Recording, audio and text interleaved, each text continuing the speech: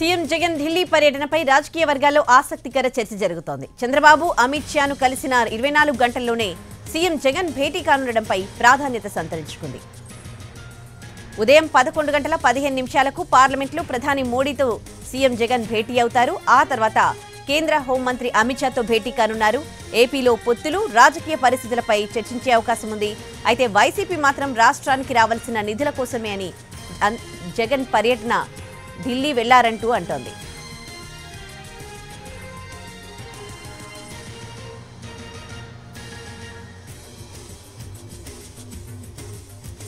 CM Jagan ఢిల్లీలో పర్యటిస్తూ ఉన్నారు. ప్రధాని మోడీని కలుస్తారు, అలాగే అమిత్ షాను కూడా కలుస్తారు.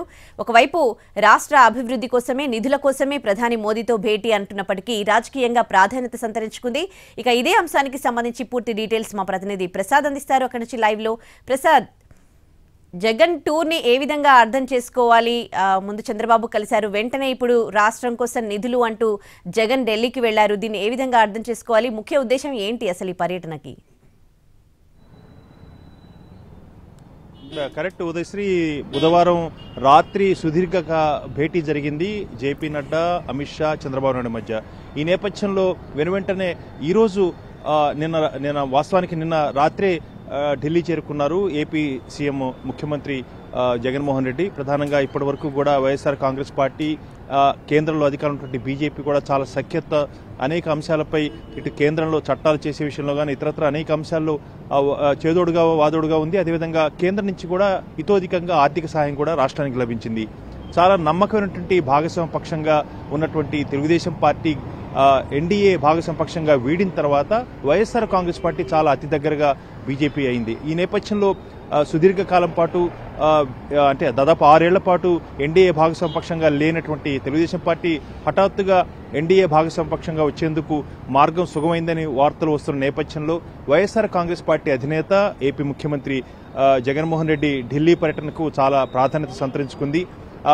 ఖచ్చితంగా ఇది రాష్ట్రానికి ఆర్థిక సహాయము, ఇతరత్ర నిధుల కేటాయింపుకు సంబంధించి, విడుదలకు సంబంధించి అధికార పర్యటన అని చెప్తున్నప్పటికీ కూడా వైఎస్ఆర్ కాంగ్రెస్ పార్టీ వర్గాలు ఖచ్చితంగా దీనికి రాజకీయ ప్రాధాన్యత ఉంది. ఈ అంశంలో మరికొద్ది సేపట్లోనే, అంటే దాదాపు 11:15 పార్లమెంట్లో ప్రధానమంత్రి కార్యాలయంలోనే ఏపీ ముఖ్యమంత్రి కలవనున్నారు. ఆ తర్వాత అరగంట తర్వాత 11:45 కేంద్ర హోంశాఖ మంత్రి అమిత్ షాను కూడా పార్లమెంట్లోనే ఏపీ ముఖ్యమంత్రి కలవనున్నారు. ఈ 2 భేటీలకు కూడా అత్యంత ప్రాధాన్యత ఉంది. రాష్ట్రంలో జరుగుతున్నటువంటి సంక్షేమ కార్యక్రమాల యొక్క అమలు తీరుతెన్నులు, అదేవిధంగా ఆర్థికంగా రాష్ట్రం ఎదుర్కొంటున్న సమస్యలతో పాటు రాజకీయ అంశాలు కూడా వీరిద్దరి మధ్య కూడా చర్చకు వచ్చే అవకాశం ఉన్నట్టుగా తెలుస్తుంది. ప్రధానంగా పొత్తులు, రాజకీయ పరిణామాలు, వీటన్నిటిపై కూడా వీరిద్దరి మధ్య కూడా చర్చ జరిగిన తర్వాత అంతిమంగా ఈ యొక్క సమావేశానికి, భేటీకి ఉన్నటువంటి ఫాలోఅప్ ఏ రకంగా ఉండబోతున్నది మనం వేచి చూడాల్సి ఉంది. ప్రధానంగా ఇప్పటికైతే మాత్రం జనసేన, చంద్రబాబు నాయుడు, బీజేపీ 3 కూడా ఒక కూటమిగా ఏర్పడి రాష్ట్రంలో ఎన్నికలకు పొత్తులు భాగస్వామ్య పక్షంలో బాగా పొత్తులు పెట్టుకుని ఆ మేరకు ఎన్నికల్లో పోటీ చేసేందుకు మార్గం సుగమైనట్టుగా తెలుస్తుంది.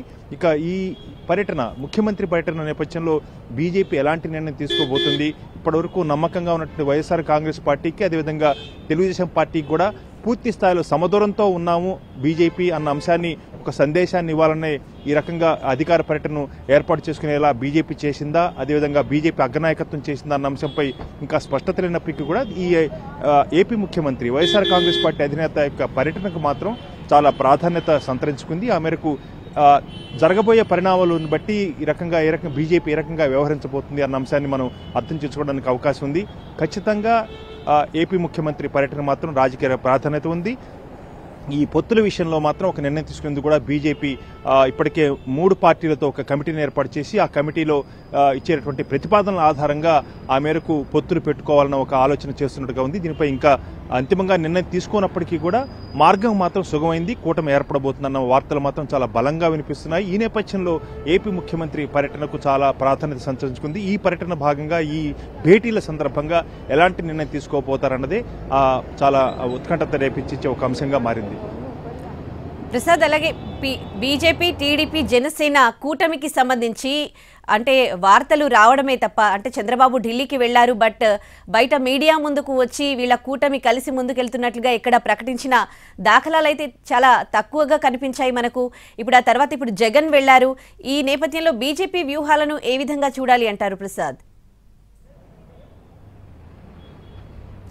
ఖచ్చితంగా తెలుగుదేశం పార్టీ ఇప్పటివరకు అయితే అధికారికంగా ఎక్కడ చెప్పలేదు. అయితే టీడీపీ వర్గాలు మాత్రం పీడీపీ ఇతరత్ర కింది స్థాయి నాయకులు వీళ్ళంతా కూడా ఆశాభావంతో ఉన్నారు. ఆ తెలుగుదేశం పార్టీ, జనసేన, బీజేపీ కూడా ఒక కూటమిగా ఏర్పడి ఎన్నికలను ఎదుర్కొనేందుకు అవకాశం ఉందన్న ఒక అభిప్రాయాన్ని వ్యక్తం చేస్తున్నారు.